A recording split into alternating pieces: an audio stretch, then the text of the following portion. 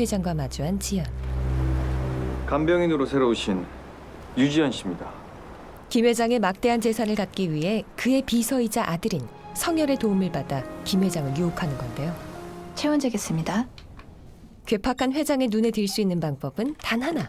그 주머니 속의 열쇠 잠깐 좀 빌릴까 하는데 넌 대신 $100를 갖는 거야. 혈압 차원 다 정상이에요. 그럼 전 가볼게요. 김 회장이 가진 돈 앞에서 인간적인 자존심을 잃지 않는 겁니다. 잘했어요. 계속 또 밀어붙여보죠. 이들이 계획대로 회장의 시선을 사로잡는 데 성공한 지연.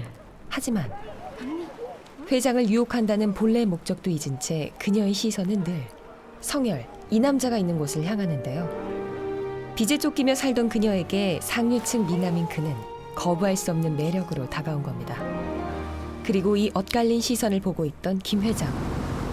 자신이 가진 막대한 재산에 동요하지 않는 지연이 더 흥미롭기만 합니다. 폰은 그냥 두시고 차장을 치시는 게 진짜네. 장기 좀 두나보지. 조금요. 내가 이기면 네 한 달치 월급 반으로 삭감하고 대신 네가 이기면 원하는 걸 다 들어주지. 제가 원하는 거요? 회장으로부터 파격적인 제안을 받은 지연은 처음으로 자신이 진짜 원하는 걸 말합니다. 이겼다. 원하는 게 뭐야? 피아노 쳐주세요. 하지만 회장님 방에 보니까 피아노 치는 사진 많이 있던데요. 의도치 않게 건드린 회장의 상처. 피아노를 꽤 쳤던 모양이에요. 뭐 그래봤자 아마추어겠지만.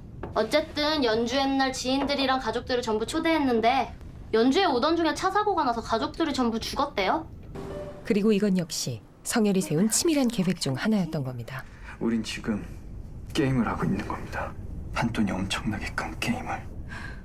회장의 아픔까지 이용하는 그의 비정함이 잠시 잊고 있던 지연의 상황을 일깨워준 바로 그때. 어디선가 피아노 선율이 흐르고 다정하게 건네는 고백처럼 회장은 지연을 향한 자신의 마음을 열어 보입니다. 서로의 진심이 무엇이든 지연은 결국 김 회장과의 결혼에 성공하는데요. 이제 몇 시간 뒤면 김 회장의 유언장에 정식으로 이름을 올릴 상속권자 지연. 하지만 그 순간 또 다른 욕망에 대한 갈증이 일어납니다. 이제 지연 씨가 약속을 지킬 차례네요. 걱정 마요. 약속대로 절반은 당신한테 줄 거니까. 날카로운 키스로 더욱 깊게 새긴 관계. 외줄타기 같은 이 둘의 만남은 어둠이 지나고 난 뒤 전혀 예측할 수 없었던 주무세요? 그런 상황을 마주하게 되죠. 회장님. 일순간 나락으로 떨어지는 지연. 갑작스런 회장의 죽음은 곧 신데렐라의 마법을 깨는 주문인 셈인데요. 죽었어요. 회장님은요? 채 움켜쥐기도 전 사그라질 돈을 붙잡기 위해 이들에겐 시간이 필요합니다. 아직 유언자 공증을 못 받았어요. 유언자 공증을 못 받으면 새 유언장은 쓰레기랑 똑같아요. 그게 무슨 말이에요? 아직까지는 우리가 빈털털이란 얘기예요. 공증을 받기 전까지. 죽음을 감추기 위한 두 번째 게임이 시작된 거죠. 은밀한 유혹을 통해 알려진 스릴러 로맨스란 장르. 정확히 어떤 영화를 말하는 걸까요? 범죄 스릴러에 대한 외피 그리고 그 안에 이야기에 로맨스가 굉장히 중요하게 담겨 있다라는 걸 보여드리는 단어라고 볼 수 있죠. 1940년대 이후부터 할리우드에서 기획 영화들을 만들어지기 시작을 했고요. 70년대에 굉장히 유행을 했었거든요. 이 장르가 인기를 끌 수 있었던 이유, 사람들의 심리와 호기심을 자극하는 법칙이 있기 때문입니다. 이런 영화들에서 꼭 빠지지 않는 것들이 몇 가지 요소가 있는 것 같아요. 우선은 굉장히 궁지에 몰린 주인공이 있죠. 그리고 그 주인공에게 어느 날 거부할 수 없는 선택을 하는 제한자가 나타나게 되고요. 그 제한자와 주인공이 속이거나 해쳐야 하는 굴을 가지고 있는 대상이 나타나고요. 우연한 사건에 의해서 계획이 어그러지고 그때부터는 파멸의 길로 빠져들어가는 이런 법칙을 충실히 따른 영화 은밀한 유혹. 스릴러 로맨스 장르로 완성된 데는 이유가 있는데요. 스릴러 장르에선 독보적인 위치를 갖는 원작을 바탕으로 이미 검증받은 윤재고 감독의 필력이 더해지면서 새로운 스토리가 완성. 신데렐라라는 그 스토리를 범죄로 연결하면은 어떨까? 좀 재미있지 않을까? 여기에 배우 임수정의 노련한 연기력과 상상력을 자극하는 배우 유연석과의 호흡이 스릴러 로맨스란 장르를 탄생시킵니다.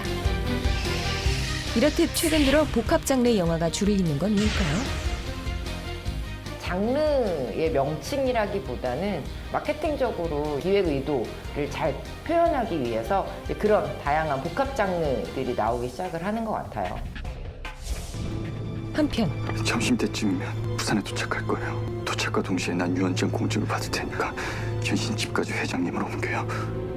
짙은 두려움에 망설이던 지연은 나만 믿어요. 다시 한번 성열의 제안을 수락합니다. 그리고 도착한 부산은 현대판 신데렐라에 대한 관심으로 뜨겁게 달아오른 상황. 부산에 오신 것을 조금만 참아요. 말을 안 하는 게 좋겠어요. 감기가 너무 심해서. 서둘러야겠어요. 임기응변으로 속여보지만 낯선 회장의 모습에 미심쩍은 눈빛을 보이는 측근들. 부회장과 부인 유지연 씨가 다가오고 있습니다. 아무리 담대한 척해도 순간순간 벗겨지는 가면 뒤엔 지연의 불안한 마음이 여실히 드러납니다. 끊어질 것 같은 신경줄을 부여잡고 겨우 도착한 저택. 지연은 참기 힘든 고통을 토해내는데요. 시간이 갈수록 깊어지는 불안감. 바로 그때 성열이 이 모든 걸 끝내줄 돌파구를 날려옵니다. 더 이상 못 견디겠어요. 3시에 내가 잘 아는 의사가 와서 사망 진단서를 끊어줄 거예요. 유서 공증을 위해 무엇보다 중요한 회장의 사망 시간. 잘할 수 있죠. 이 위태로운 상황 속에서 성열에 대한 믿음 하나만으로 버텨내고 있는데요. 그리고 약속한 시간을 맞춘 방문객. 경계를 푼 지연이 순순히 의사를 안으로 들이고 잠시 주변을 살피던 의사는 곧장 회장의 신변 확인부터 들어갑니다. 그런데 벼랑간 태도를 바꾸는 이 남자. 가시 좀 가주셔야겠습니다. 그냥 여기서 진단서를 떼어주면 안 될까요? 지금 너무 피곤해서요. 진단서요? 의사 선생님께서 진단서를 떼주셔야 아, 뭔가 착각을 하고 계신 것 같은데 부산 강서서의 강창기 형사입니다. 신데렐라의 유리구두가 벗겨진 지금. 날 이용한 거야. 진짜 게임은 지금부터입니다.